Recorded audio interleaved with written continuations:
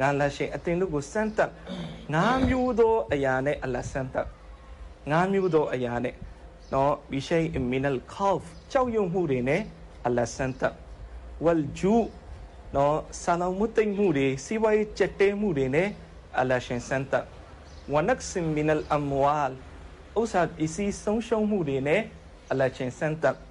ဝလ်အန်ဖူစီအသက်ဆုံးရှုံးမှုတွေနဲ့အလရှင်စမ်းတပ်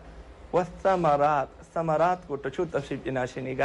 သားသမီးလို့ဖွင့်ဆိုတယ်သားသမီးဆုံးရှုံးမှုနဲ့အလရှင်စမ်းတပ်ငါးမျိုးသောအရာနော်ဝလ်ခေါဖ်ကြောက်ရွံ့မှုဝလ်ဂျူနော်ကြက်တဲမှုဆာလောင်မှုတိတ်မှုဝနက်ဆင်မီနလ်အမ်ဝါလ်ဥစ္စာပစ္စည်းဆုံးရှုံးမှုဝလ်အန်ဖုစ်အသက်ဆုံးရှုံးမှုဝတ်သမရတ်သားသမီးဆုံးရှုံးမှုအဲ့ဒီငါးမျိုးသောအရာနဲ့အလရှင်စမ်းတပ်မယ်တဲ့ဒီတော့တစ်မျိုးမှုတစ်မျိုးကျွန်တော်တို့အဲ့ဒီစမ်းတပ်မှုကိုကြုံတွေ့ရတယ်တော့အဲ့ဒီလိုစမ်းတပ်မှုကြုံတွေ့တဲ့အခါမှာတဲ့အလရှင်အမိတ်ရှိတဲ့ဝဘရှိတဲ့စွာဘီဒင်တိခံတဲ့သူကြံ့ကြံ့ခံတဲ့သူခန္တီတရား